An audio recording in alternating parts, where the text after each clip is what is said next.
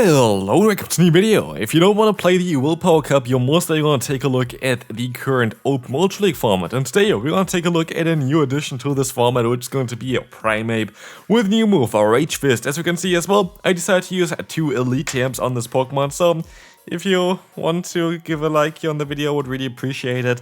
As you're going to see here, of course, a lot of investment for this one. We're going to see also Rachus here already doing a great job. We're going to have a double flying type team here in the back with the Drifblim as our Say-Swap and the Talonflame in our back, and definitely was very solid here for me. There were some occasions where, of course, Drifblim going to get hard-walled by a certain Pokemon. It is what it is, but having Astonish plus Icy Wind was really great. Like, honestly, like, this was a great combination to have, and I definitely enjoyed playing Drifblim quite a bit. So if you just want to build Drifblim, for sure a Pokemon I would recommend you to try to use your XL candy onto it.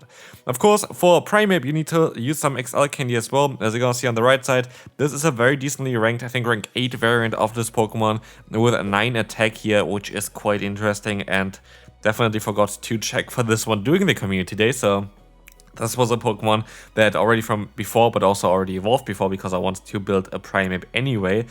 But yeah, now we have it here. Now we're gonna take a look at this Pokemon, and honestly, it was a lot of fun to play. Was it worth it, the investment? I don't think so. I honestly don't really think so. Like, for a while, I was like one of the people who said like Rage was gonna be the most overpowered move ever. I do actually think it's kind of balanced, at least right now. There could be a case where it might not be as balanced later on. It's definitely going to be a little bit more balanced in the Ultra League compared to the Great League. But still, it is a very good Pokemon to have, so don't get me wrong, it's still something you should build if you can. So, what is going on with Primeape here? Primeape is going to be quite squishy. This is something that, of course, in the Ultra League can be a bit of a trickier one. Still, it has a lot of potential at beating opponents here just with the raw damage that they can do, but also, of course, in the 2-shield scenario, having access to that Rage Fist can be quite crucial. And so, yeah, again, it is a Pokemon that I like. It's a Pokemon that I do think is kind of decent, but I don't think it is really worth using 2 Elite TMs and like all the Stardust for it. There are other fighting type Pokemon that are also very decent. It is not like a must-have that you need for this meta, but again, it is most likely something like an A-tier Pokemon, still a very good Pokemon to use. It's definitely a Pokemon that's very difficult for opponents to deal with, unless they're going to have hard walls, and they have to have something now to prepare again for fighting type Pokemon, which was not always the case, which is really cool as well.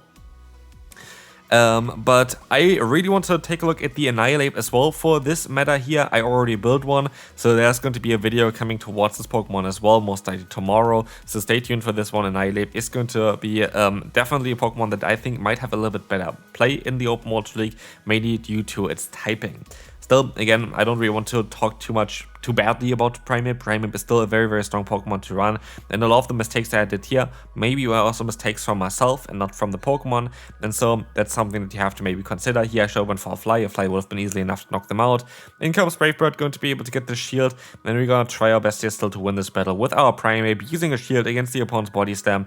I can go ahead and go for the Close Combat. I don't think a Rage Fist will be enough to knock them out, but Close Combat guarantees the KO here, and we can still win this battle. And so we're going to have 2 Primeapes against each other, which is kind of hilarious. We have a little bit more attack investment that you usually would have. Here's also one thing, I can let the first Rage Fist go through while the opponent is going to be forced to use a shield now, making it a very decent matchup for us if you're going to overfarm by a little bit. The opponent decides to use a shield here, we are now buffed as well, and as you're going to see, we're going to have the CMP tie here next, which is a little bit silly that I went for the charge move here. But actually it wasn't really that silly, because it would guarantee me to align myself as well. But let's see what the opponent's going to do here next. It's going to be another Rage Fist coming through. The opponent is going to catch the move this time around in the onto the Drapion here, which is not really ideal for me. I'm going to be forced to go ahead and go into my Talonflame. But as we will see here, the opponent going to still have also energy on that Primeape, so it's going to be a bit of a trickier one. We decided to use a shield here because Awkward Tail can be quite scary, and I'm still going to go straight for the Fly, as the opponent would have been able to get to another Awkward Tail in time as well, but went for another fast move. In comes now again another Gastrodon, which is going to be somewhere where I just went straight for the Brave Bird. I overfarmed just to have great fast move timing, but I did not really consider the fact that I could have Water Pulse, and this is just going to cost us the game. Like, there's not really anything that I can do about it, or is there? There actually would have been. But I can even screw up this game even further. And that's like the thing as well, like a lot of the losses that you're gonna see here today were mainly down to me. Still, Primeape is actually awesome. Like, I have to say, I kind of want to say towards like the beginning, I actually do think that Primeape is definitely a very solid Pokemon. Like, it's a very solid Pokemon to run. As you will see here, the opponent is going to be just a bit better. I don't know if I should have been able to get to the move there with my Primeape, by the way, to that Rage Fist. But if I would just stayed in, I would have been fine because I actually do survive a Rage Fist from the opponent. And I would have not given the opponent the farm before. I would have been totally fine here. So this was a mistake by me. I should have won this battle, but I didn't because of my own mistakes. So next up, we're going to have the Clefable. We're going to see also the Ampharos coming in next. And this is going to be a very bad matchup for us. But there might be still a point where I might be able to get the alignment. A Shadow Ball would knock them out. An Ice Wind will drop the opponent's attack. But also then again, having a shield advantage would be really cool. We have two very hard hitting Pokemon here in the Brave Bird variant of Talonflame, as well as of course the Karate Chop plus Close Combat variant of the Primeape. And so getting shields down here is actually really nice, and I decided to keep my one shield. They can go for a charge move here. I don't really care. They're double debuffed. I don't need to use a shield here. Like, it's still gonna do some decent damage, but it is doing half of what it's supposed to do, and so that's going to be a great thing. They're gonna go into Clefable. I can swap out, and they decide to forfeit here. Next opponent, we're going to have a Galarian Weezing in the lead, forcing us to swap out straight away, forcing the opponent to swap out into their Feraligatr, and I am gonna decide to go ahead and go for a bait here as well, which is not really an ideal play, generally speaking, because if they let the move go through, I'm screwed. But if they don't let the move go through, I'm going to be in a solid spot. But they decide to let the move go through, and that means I'm kind of screwed here. And so I decide to use a no-shield as well. It's going to be luckily the Hydro Cannon. We still survive. I can go for the Ice Wind, but is it going to be enough to really win us this battle? Wait. We're going to be able to align ourselves. This might be very important, but I don't know what they have in the back yet.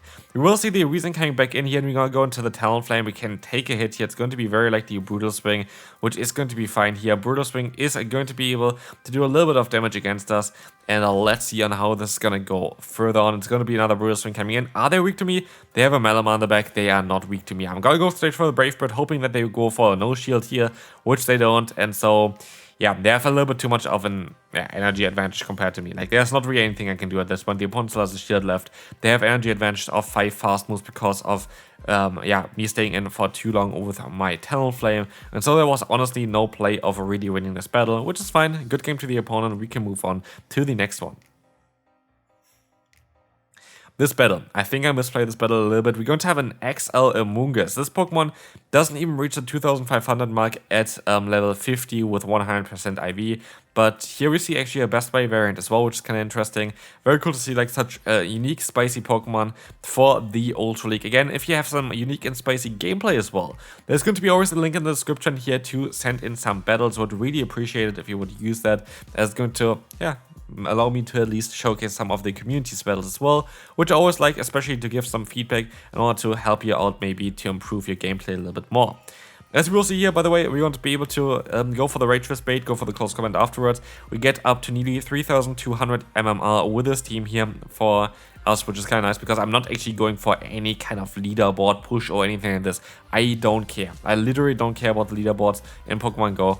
I got to rank 1 before, and since then, I just don't really care. It's not worth it. It's just not worth it. Like, literally, the time waste that you have here for waiting for opponents in the higher up either range is just not worth the effort. So, you're very likely never gonna see me on the page 1 of the leaderboards anymore unless I get there by accident or something like this, because it is just not worth it in the current time. I hope Niantic is going to give us maybe some rewards for hitting rank 1 in the leaderboards once a season or something like this. That would be really, really cool, but again, I am not gonna go for it until Niantic changes something for it, so you will never really see me in the first page for it. I would definitely try to go for it if there was some kind of incentive for it, but sadly Niantic doesn't really care. So, next opponent, we're going to have a Lokix here. That's going to be great for me because it's a great matchup for my lead. We're going to see the Close Combat coming in straight away against the opponent's Feraligatr. And maybe I should went for the Rage Fist here, just kind of trying to gain that attack buff the entire time. But I decided against it, and I decided to go ahead and go for the Close Combat spam. But the issue here is, we're gonna have to go for 3 charge moves. The opponent has to go for 2 charge moves here. This just gonna take down the time from the clock because we didn't swap. We don't know how much time they have left, but they're very likely going to be able to swap out here afterwards. And they decide to swap out. They decide to swap out into a Tentacruel. They're still locked into this matchup. I'm still gonna do a ton of damage against them, but I have to go now into my Drifblim. And the issue is, they could have Blizzard. But as they only decided to go for a move way too early, it's going to be Justice Gold for sure.